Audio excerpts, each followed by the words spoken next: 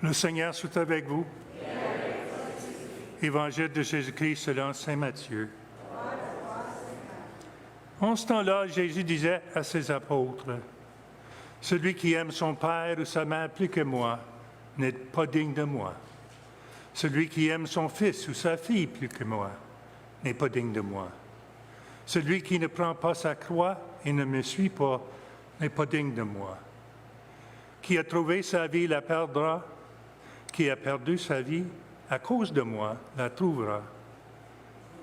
Qui vous accueille m'accueille, et qui m'accueille accueille celui qui m'a envoyé. Qui accueille un prophète en sa qualité de prophète recevra une récompense de prophète. Qui accueille un homme juste en sa qualité de juste recevra une récompense de juste. Et c'est lui qui donnera à boire même un simple verre d'eau fraîche à l'un de ses petits en sa qualité de disciple. Amen, je vous le dis. Non, il ne perdra pas sa récompense. Acclamons la parole de Dieu.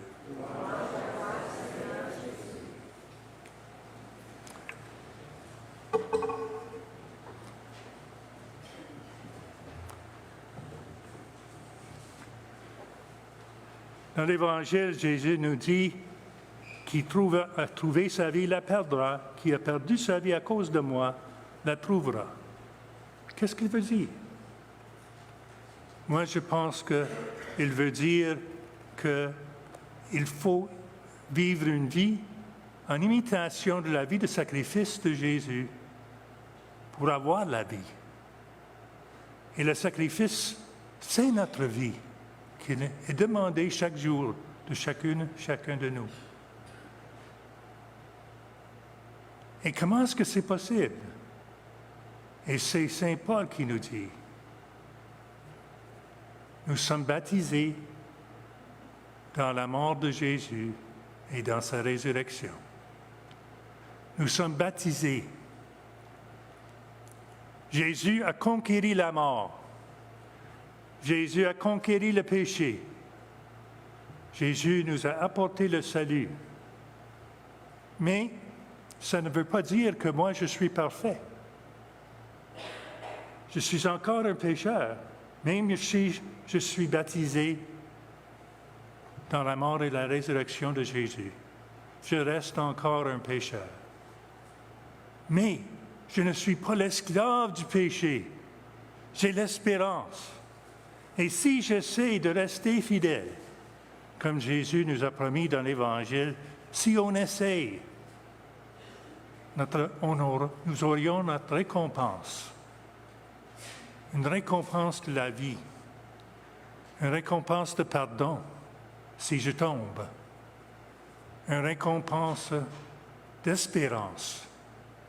Que dans cette vie, restant fidèle à la vie de Jésus et à la grâce qu'il nous a obtenue en nous donnant l'Esprit Saint, on trouve que nous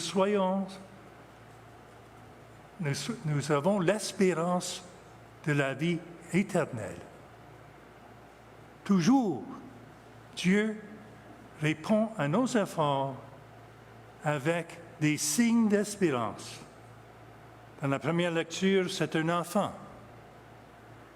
Dans la deuxième lecture, c'est la promesse de la vie.